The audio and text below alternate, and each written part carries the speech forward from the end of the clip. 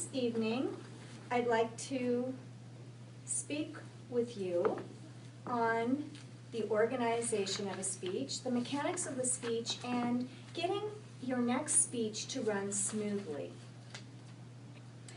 On the organization of a speech, I've noticed that the number 3 figures prominently in speech making. For instance, every speech has 3 parts: an opening, a body, and a closing.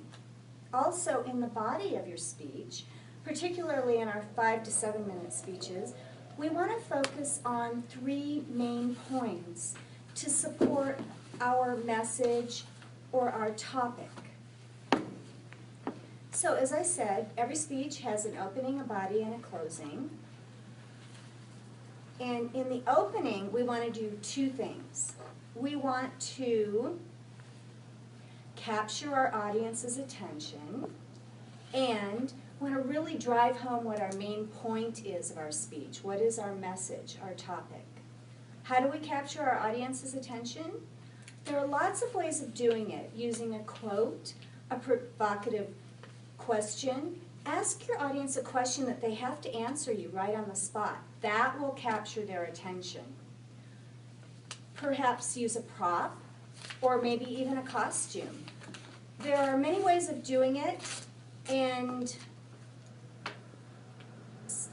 in fact, there are probably ways that nobody's thought of yet, so be creative with it. Then, always make sure that you make a point of what is your topic, what is your main point. So that is what you do with the opening of your speech. Now, in the body of your speech, as I said, you want to have 3 points to support your main idea, your message, your topic. Each of those points need to have a subpoint and an example or supporting material, a quote, a fact, analogy, something like that. And that keeps it simple. Each of your 3 points has a subpoint and supporting material. And then finally, we have our closing. Our closing, you want to tie in very tightly with your opening. And how you do that is you simply restate your main point, your topic. And secondly, in your closing, you want to really give your audience something to think about. Let them know what you want them to think and what you want them to do with your speech. So that when they're walking out to the car, they know what you want them to do. And this is called the call to action. Another thing you can do with your closing is tie it in tightly with your title. And how you do that is to simply find a way to restate your title in your closing.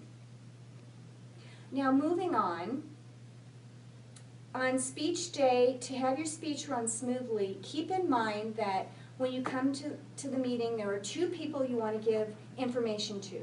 You want to give information to your evaluator. You want to give them your manual open to your project with your title already written in. To your Toastmaster, you can't give he or she the actual manual, so you want to tell the Toastmaster what manual you're working from, the project number, what the project title is, and what your speech title is, and the number of minutes that it is.